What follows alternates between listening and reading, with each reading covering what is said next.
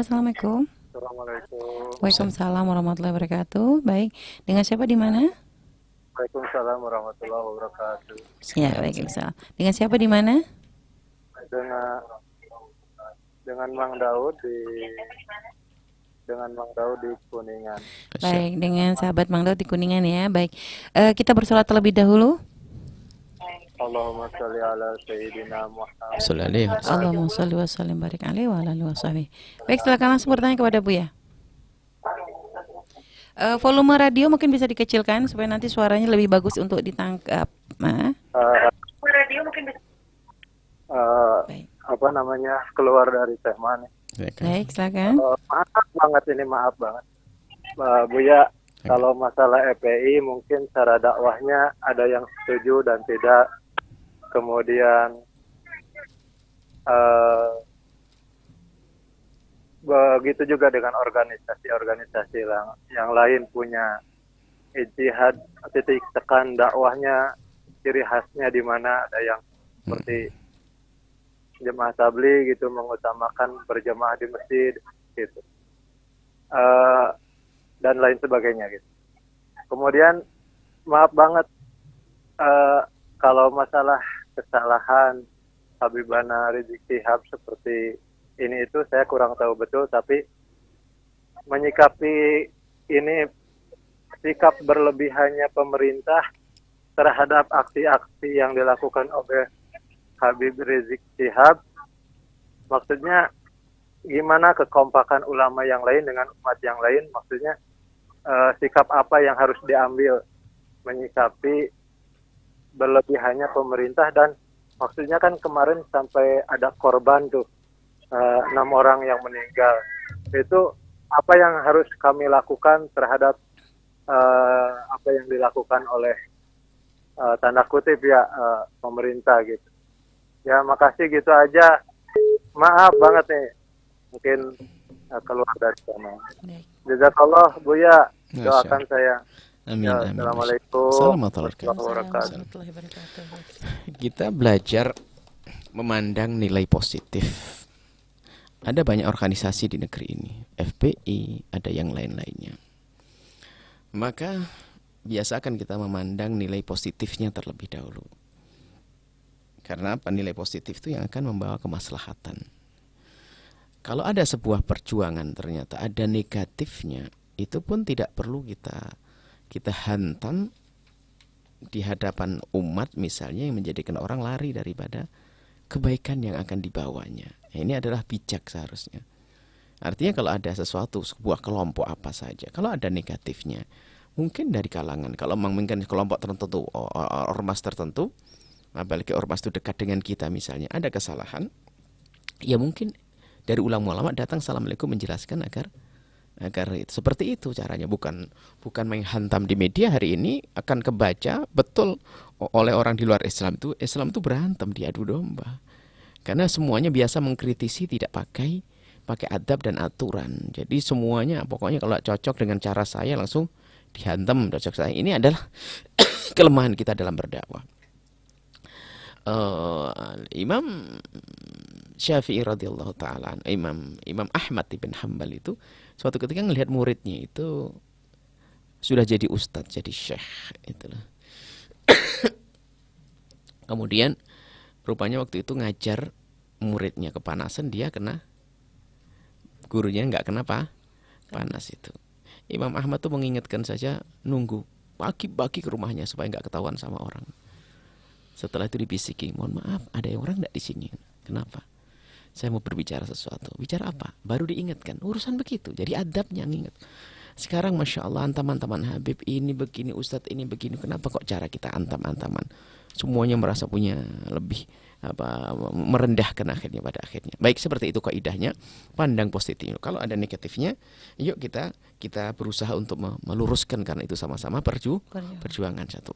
Kemudian di saat kita melihat ulama menyikapi hal kejadian semacam ini, masalah Habib Rizik misalnya, ulama berbeda-beda. Ada yang ada langsung mendukungnya datang, ada yang mendoakannya, macam-macam. Makanya jangan sampai kita juga prasangka ini pada diem dan sebagainya. Kita prasangka buruk itu menguasai. Yang terpenting hari ini adalah bagaimana kita memanjatkan doa untuk kebaikan negeri ini. Dijauhkan daripada fitnah-fitnah orang yang suka mengganggu dan merusak. Ada orang yang ingin bermain di negeri ini, yaitu mereka yang tidak kenal akhirat. Ada bermain di negeri ini.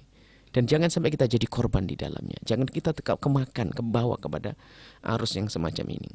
Jadi ini makanya diadu domba, umat Islam diadu domba itu karena setelah kita diadu domba, mereka akan bermain. Yang tidak senang dengan kejayaan Islam. Maksudnya bukan kejayaan Islam, ketentraman negeri ini. Tidak hanya orang Islam, kami maksud adalah orang di luar Islam pun di negeri ini aman-aman, tentram-tentram saja kok. Tapi ada orang yang punya kepentingan hawa nafsunya, ingin membuat merancuh, membuat kericuan di negeri ini. Nah, sampai nggak beres-beres urusannya, nggak beres-beres. Maka jangan sampai kita ini adalah kebawa oleh mereka. Kami seru kepada siapa? Kepada pemerintah. Dari yang tertinggi Pak Presiden sekalipun. Kita harus waspada. Anda manusia, saya juga manusia. Saya bisa saja kebawa dalam hawa nafsu saya. Anda pun juga sama, Pak Presiden, Pak Menteri dan sebagainya. Tapi harus kita ketahui, saya yakin Anda punya iman kok. Saya sering suarakan, tidak tahu nyampe atau tidak. Pak Menteri-Menteri Anda punya iman. Pak Jenderal-Jenderal Anda punya iman. Anda percaya di hari akhir. Apakah Anda rela dengan membiarkan ketidakbaikan terjadi di dunia ini, sementara kita hanya mempertahankan jabatan yang sementara, setelah itu akan dihinakan oleh Allah di alam barzah sebelum dihinakan di padang mahsyar dan neraka? Ini adalah bahasa cinta kami untuk mereka. Apa yang bisa kita perbuat ya? Kita mendoakan mereka, semoga para pemimpin-pemimpin itu sadar yang demikian ini segera ditangani dengan benar supaya tidak terus berlarut-larut. Sebab ini kejadian-kejadian seperti tertembaknya 6 orang laskar ini, kalau dibiarkan berlarut-larut terjadi akan perdebatan panjang yang akan hanya menambah permusuhan di antara hamba Allah dengan hamba Allah, dan juga akan membawa kepada praduga-praduga terus yang tidak jelas. Sampai kapan? Terus sampai berantem. Nah, ini nggak boleh. Harus jelaskan. Siapa ini pelakunya, bagaimana kini, apa kini kronologinya seperti apa, dijelaskan, diputuskan, bahasanya beginilah, harus begitu. Kalau dibiarkan begini, lihat sehari, keterlambatan sehari, berapa komentar yang keluar, berapa orang yang akan terpengaruh, berapa dan seterusnya. Jadi himbauan kami kepada pemerintah juga menghimbau untuk menyelesaikan hal semacam ini secara terlepas dari masalah yang salah di mana kan nanti. Kan sudah yang ditembak jelas, yang menembak juga mengakui. Tinggal bagaimana kejadiannya ini seperti apa. Kan seperti itu. Kemudian juga jangan menambah keruh suasana. Semua dari kita itu.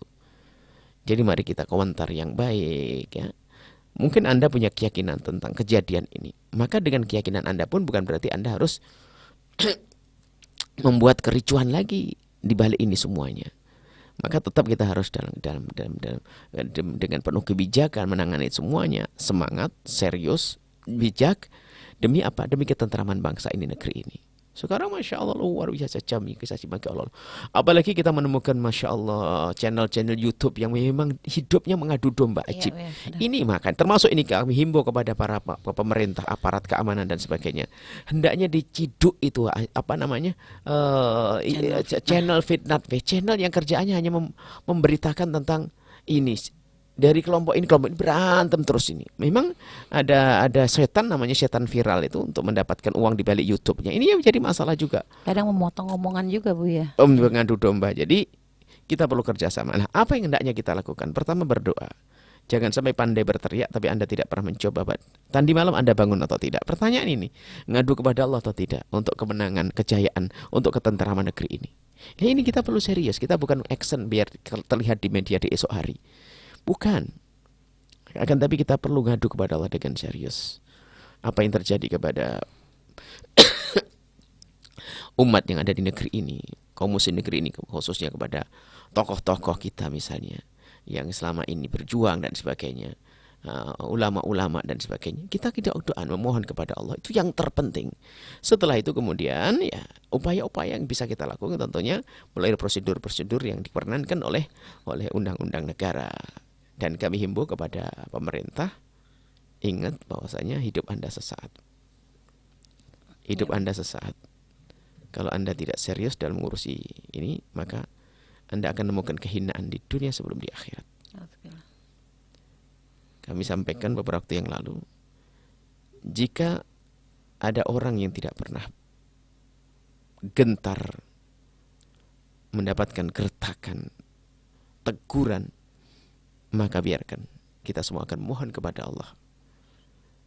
Allah yang akan menyelesaikan semuanya. Kalau memang Anda semuanya berani, tantanglah Allah. Dan saya akan kembali kepada Allah. Selesai.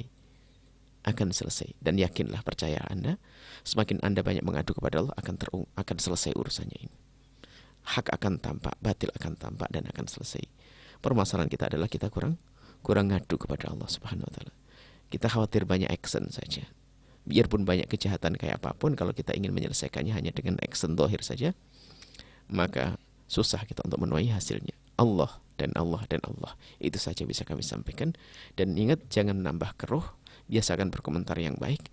Jangan membuat provokasi. Bahkan jangan juga berdusta hanya untuk kepentingan kebenaran yang kita yakini. Itu juga tidak dibenarkan. Wallahu a'lam bishawab.